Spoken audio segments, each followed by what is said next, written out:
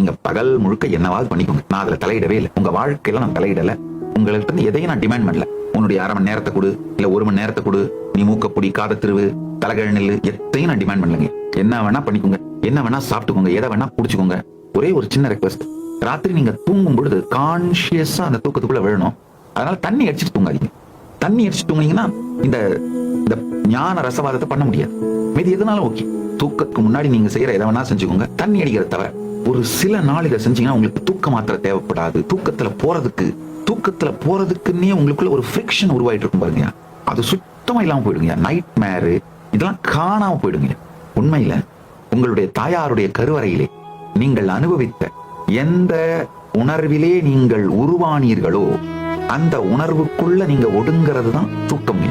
நீங்க பாப்பீங்க, காலையில எந்திரிச்சு உங்களுடைய உள் பேச்சும் உணர்ச்சி அடித்தளமும் நினைத்து பார்க்க முடியாத அளவிலே மாறி போய்விடும். உங்களுக்கு இது நானாயா இவ்வளவு பீஸ்ஃபுல்லா இருக்கேன், இவ்வளவு நல்லா இருக்கேன், இவ்வளவு பியூட்டிஃபுல்லா இருக்கேன், என்ன ஆச்சு எனக்கு? இந்த சாமியார்ட்ட ஏதோ சக்தி இருக்குப்பா. அது என் சக்தி இல்லையப்பா, உங்கள் சக்தியப்பா, உங்கள் சக்தி ஐயா.